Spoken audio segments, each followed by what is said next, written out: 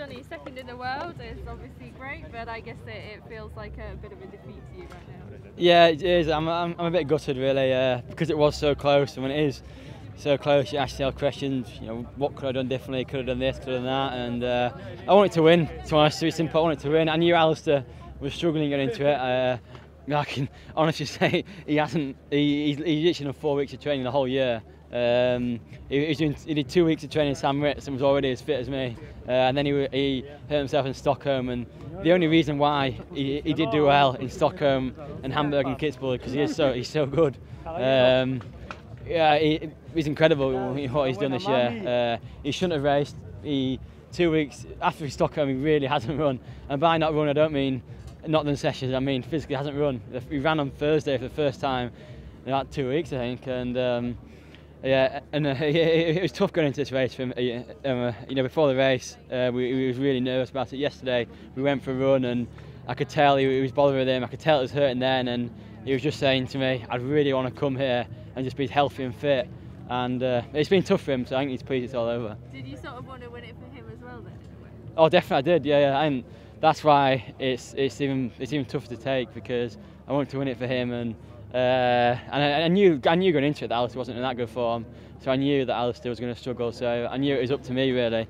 So I wanted to win it for him, but obviously for myself as well. And but the crowd was incredible as well. That's something that I've got to say. Competing in front of that kind of again after last year, it was something similar to that was incredible. So it was a good race, but it'd have been better if I'd have won. Yeah, we saw Alistair sort of gesturing to you, putting his finger to his head. Obviously, that was to do with the tactics for the sprint. Yeah. Had you kind of talked about it? Did you know what you wanted to do to try and beat Javier? I kind of knew what I wanted to do. In Hamburg, I beat him quite easy in a sprint finish. It was, but going to this race was quite tough because there's a bit of a headwind, and honestly, I don't know what I could have done differently.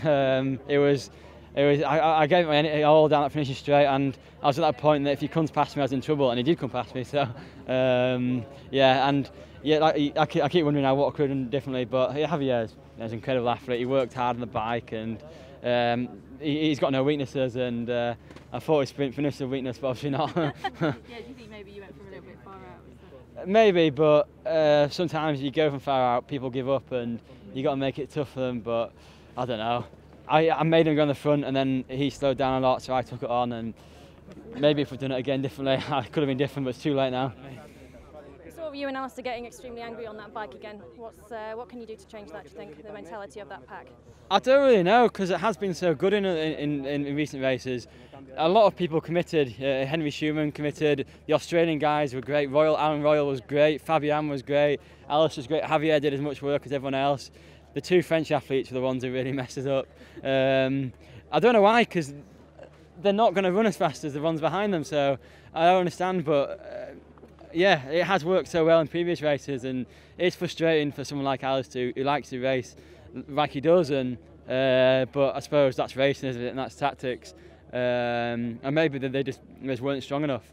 We saw you coming out of T2, just looking back, just checking you had put that, T1, putting that wetsuit in the box. Obviously you'd seen none yesterday.